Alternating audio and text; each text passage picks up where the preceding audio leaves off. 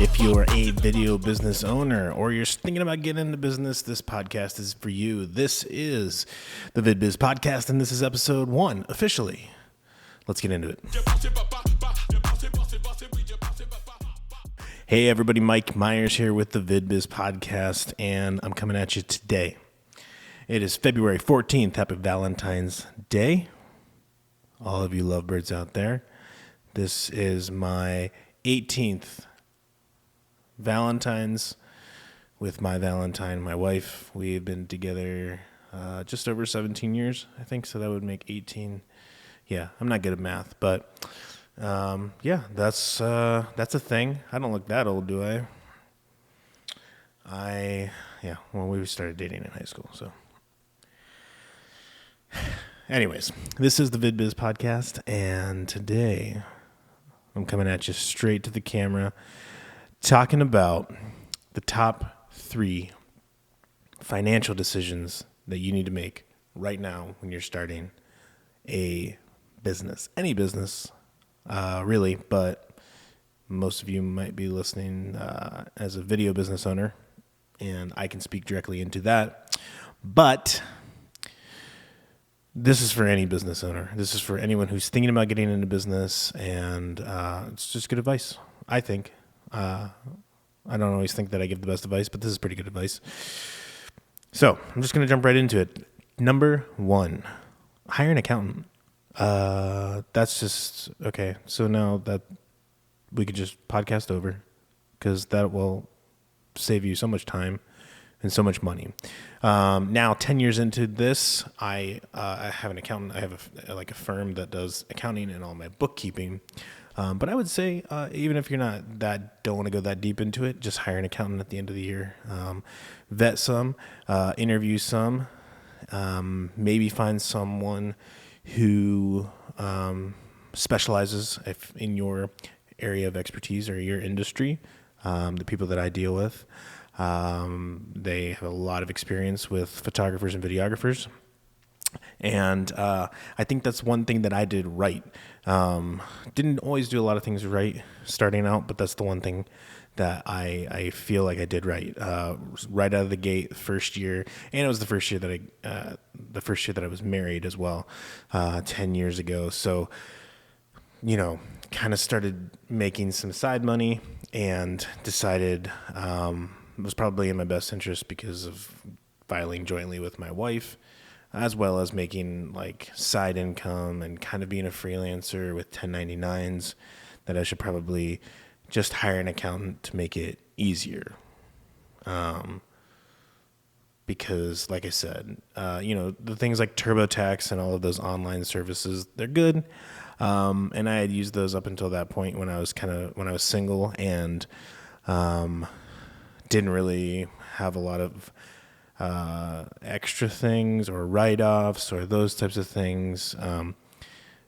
So once I kind of started buying gear and having mileage and those types of things, just really decided that hiring an accountant would be the most advantageous and a really good decision. And it was.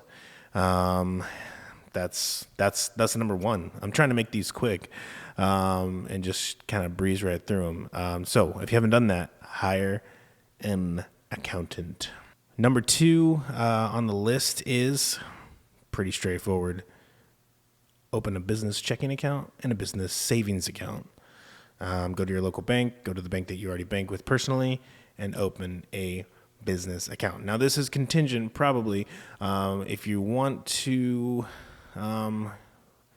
file your taxes and such as an LLC, and really LLC is just protecting you. It has really nothing to do with finances. It's more of protecting you legally in the case that you might be sued or something. So that doesn't really have, but if you want your bank accounts in the business name, obviously you need to have your LLC structured and set up, and that's super easy. You can do that even through LegalZoom, or you can just talk to, if you have an attorney, or you can just kind of research it online, and really you just have to file for an LLC.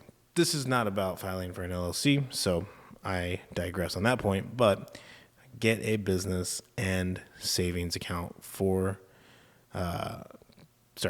get a business checking and a business savings account for your business. And anything that flows in and out of the business, anything that you spend for the business, comes out of those debit cards or whatever. And that will obviously make it a lot easier at the end of the year for your accountant, and for you to kind of see, where money is going, where it's coming from, how much you're spending on things. It's just a lot easier to track. That's also something that I did right out of the gate. I don't know why I was inspired to do that, or why, I don't know, maybe somebody gave me the advice like I'm giving to you now, but should definitely do that. It doesn't cost anything. Some business accounts, they do have like a minimum balance that you have to keep in, or you get like the monthly charge. So just check on those things. And I think that's, like I said, super important. So you can track what you're spending and your income as well. It's way easier than trying to filter through personal bank records of like, okay, well, this was for this and this was for business, but it's just a lot easier. So to recap, hire an accountant. 2, open a business checking and a business savings account. And then number 3, thing on my list is kind of controversial, and I kind of hesitate because everyone's processes things differently. Everyone does things differently. Everyone runs their life differently. But personally and in business, I have come to the decision, really it was kind of born out of my wife and I in our personal finances, and then it kind of bled over into business, to be debt-free. Just do business debt-free. That should be a t-shirt. Do business debt-free for all entrepreneurs and all business owners, because I think the trap that we get into is, well, I need, especially in this world, the photography, the video world, there's so many things that you need to buy, even to kind of get started. I need a body. I need some lenses. I need 2 bodies. I need, microphones. I need all of these things, and it's super easy to put it on a credit card. But like I said, my wife and I decided, really when we got married, okay, I had about $80,000 worth of student loan debt for a degree that I will never look at or use ever. So that's a side story, but we made that decision to pay that off, and we did do that. We spent 5 or 6 years diligently paying that off, and we got to that point, and I started the business soon after we got married, and kind of made the decision.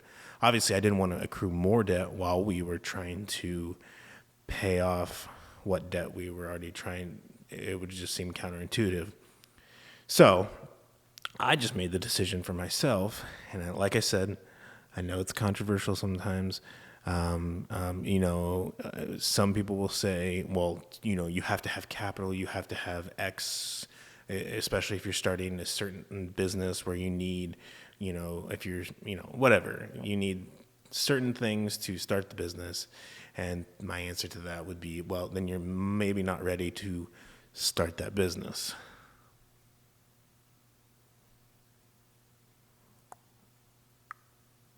Crickets. But that's what I would say. That's what I would suggest. And if you do get a credit card, and like I said, when you go to the bank to get your business checking and your business savings account, the banker is going to sit across from you and try to sell you on that bank's credit card. And that happened to me, and I've maintained that credit card for the past 10 years and not let it get out of control, and paid it off in a timely manner. Monthly is ideal. Sometimes cash flow doesn't always, sometimes when, clients or whatever are late on a bill or whatever, then cash flow gets a little wonky. So then that's why you have to be careful with how much you're spending. But like I said, they will offer you a credit card, and there's a lot of benefits to having a credit card. I'm not Dave Ramsey, like, you never have a credit card, like they're the devil. I think they're very dangerous if you don't treat them with respect. But, I mean, I've flown a lot of places just simply from airline miles that I've accumulated from purchases that I made for the business. And that's a cool thing that I get to do with those miles because I have a credit card. The other thing that I will say about taking on debt is something that I noticed when the pandemic hit in 2020. And that was people that operated business risking a lot by taking on a lot of debt lost the most during the pandemic. And that was personally and in business, but I noticed it a lot in my circle or my industry of video and photo. There were a lot of people that shut down permanently because they had accumulated so much debt, never thinking, like no one was thinking, that the entire world would shut down. And especially in the wedding event industry, where we didn't have weddings for months, there was no like side way of getting that money. There was no like, yeah, I mean, the government provided some relief and stuff like that. But why even risk it? Why even go down that path of just kind of, you know, throwing darts blindly and seeing if you hit the target? Like, just don't do it. And then if something like that does happen, then you're safe. Yeah, I guess I'll hop off that horse and digress in that area. But I think that's definitely something I noticed, and it's just super important to be super careful with your resources, especially since nothing is predictable. So I guess to kind of sum up everything, like I said, number one, hire an accountant. Super important, and they're all over the place. But hire a CPA, a certified public accountant, not somebody that's like, well, I could probably do your taxes for you. Just hire a professional. And it might seem like a lot of money, you know, a couple hundred, a few hundred, whatever. When you're first starting out, they might charge you like $300-$400 to prepare your taxes for you. Do it. I promise you, you will save a lot of money in the long run, and you will avoid maybe paying like more taxes than you would have to. Just do it. There's nothing that you can lose. There's nothing that you can lose. Okay, we got that. Hire an accountant. 2, open a business checking and a business savings account. This separates and differentiates everything from your personal and your business.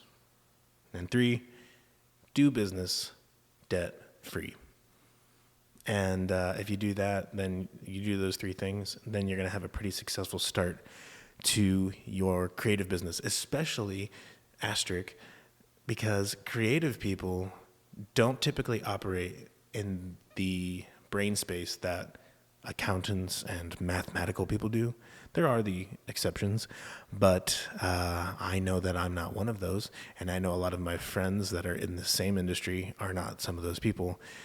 We do not like numbers. We do not like spreadsheets.